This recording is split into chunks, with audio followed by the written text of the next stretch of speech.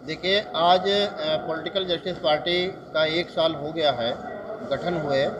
तो जो कार्यकर्ता और पदाधिकारी पूरे देश से मैंने इधर बुलाए थे, इसको राष्ट्रीय प्रतिनिधि सम्मेलन का नाम दिया गया। इसका सम्मेलन का मुख्य उद्देश्य था कि 1 साल के अंदर जो हमारे स्टेट की यूनिट बनी, डिस्ट्रिक्ट की यूनिट बनी, उनकी मुझे समीक्षा करनी थी कि पार्टी का कहाँ तक जनाधार बढ़ा है, कितना काम हुआ है और कितने प्रत्याशी चुनाव लड़ने के लिए तैयार हैं। आगामी विधानसभा का चुनाव जो 2022 का होने वाला है उत्तर प्रदेश, पंजाब और उत्तराखंड में, वहां हमारी पार्टी की क्या तैयारी है, इसकी समीक्षा के लिए आज की बैठक बुलाई। 5 राज्यों के चुनाव होने जा रहे हैं कि 5 राज्यों के अंदर आप चुनाव लड़ाने जा रहे हैं? अभी फिलहाल हम उत्तर प्रदेश और पंजाब और चंडीगढ़ को टारगेट किए। चंडीगढ़ में कॉरपोरेशन के चुनाव हो रहे हैं और खास मुख्य रूप से उत्तर प्रदेश और पंजाब को हमने टारगेट किया। किसी पार्टी से अगर समझौता करना होगा तो पहली पार्टी कौन सी होगी आपकी?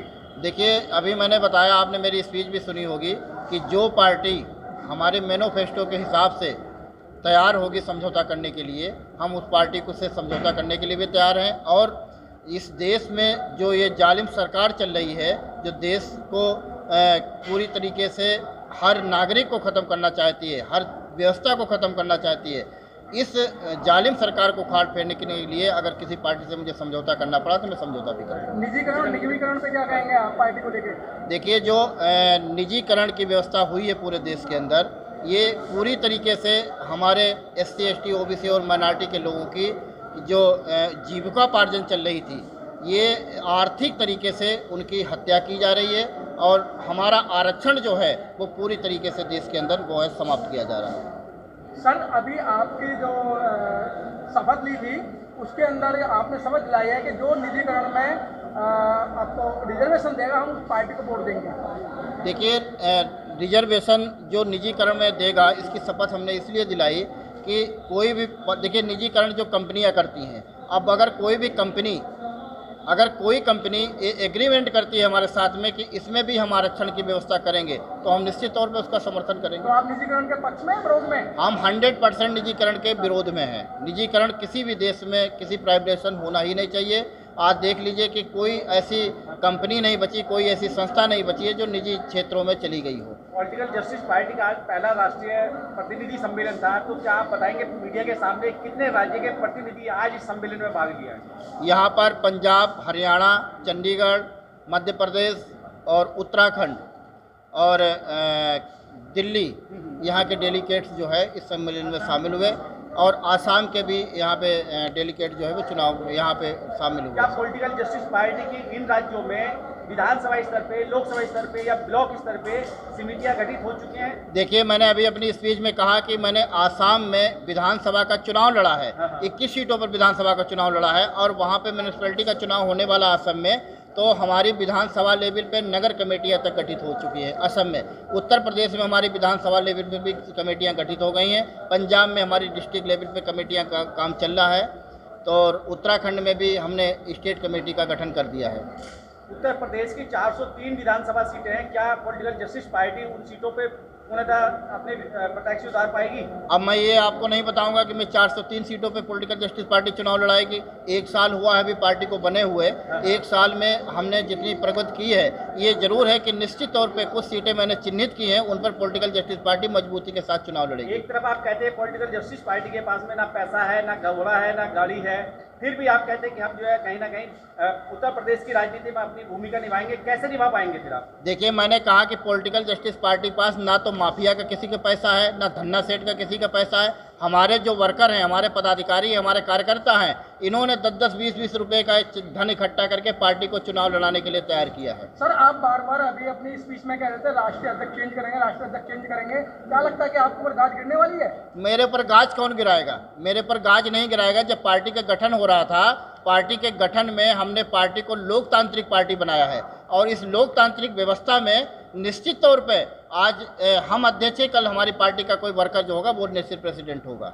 इस तरीके से देखा जाए पॉलिटिकल जस्टिस पार्टी जो है संविधान को बनाए रखने की बात करिए, लेकिन इस समय केंद्र में जो सरकार है वो संविधान को खत्म करने की बात करिए, क्या उस पार्टी से आप मुकाबला कर पाएंगे अपने आप को? देखिए, जिस पार्टी की आप बात कर रहे हैं, उस पार्टी को तो जनता ने चुन के भेजा है ना। जनता जब मेरे साथ में होगी, जनता उनके क्रियाकलापों को जान गई है कि किस तरह से उन्होंने सरकार चलाई है, किस तरह से उस देश को बेचने का काम कर रहे हैं, निश्चित तौर पे जब जनता हमारे साथ में आएगी तो 100% उनसे मुकाबला करेगा। मुकाबला करने की कुश्ती थोड़ी लड़ेंगे, चुनाव लड़ेंगे।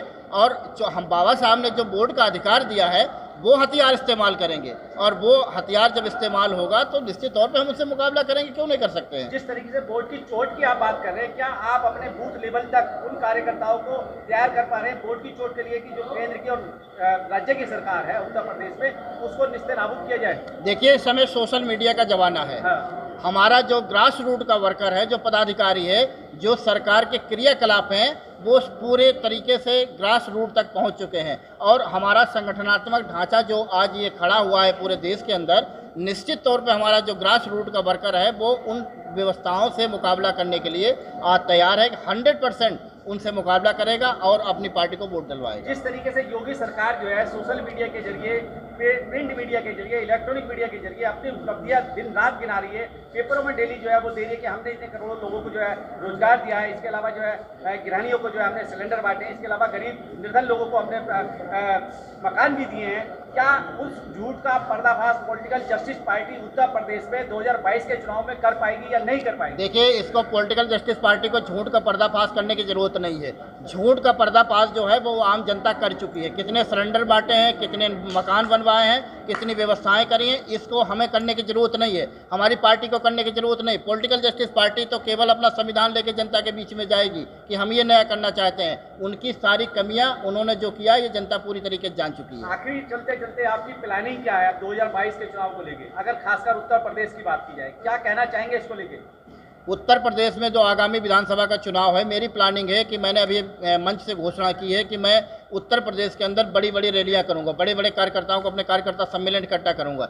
जितने संसाधन हैं मेरे पास, उतने सीमित संसाधनों में मैं चुनाव लड़ूंगा। और एक चीज़ आपको बता दें कि हम लोगों को एक दिल से दर्द है, जिस व्यक्ति को अपनी व्यवस्था परिवर्तन करना है, हमारी पॉलिटिकल जस्टिस पार्टी व्यवस्था परिवर्तन की बात करती है, तो हम निश्चित तौर पर ऐसे सामंतवादी व्यवस्थाओं से लड़ने का काम करेंगे। चलिए, बहुत हम भारत के लोग भारत के संविधान की शपथ लेते हैं कि हम संविधान विरोधी को वोट नहीं देंगे, हम संविधान समर्थक को वोट देंगे, मंडल कमीशन के दुश्मनों को वोट नहीं देंगे, हम जाति जनगणना के आधार पर सबको हिस्सेदारी देने वालों को वोट देंगे, हम धर्मनिरपेक्षता के दुश्मनों को वोट नहीं देंगे, हम समानता स्वतंत्रता बंधुता मानने वाले को वोट देंगे, हम टिकट और वोट खरीदने वालों को, बेचने वाले को वोट नहीं देंगे, हम मिशनरी कार्यकर्ता को वोट देंगे, हम जातिवादियों को वोट नहीं देंगे, हम जाति के खिलाफ कानून बनाने वालों को वोट देंगे, आरक्षण विरोधियों को वोट नहीं देंगे, हम सबका प्रतिनिधित्व सबका विकास में विश्वास करने वालों को वोट देंगे, SC/ST एक्ट के विरोधियों को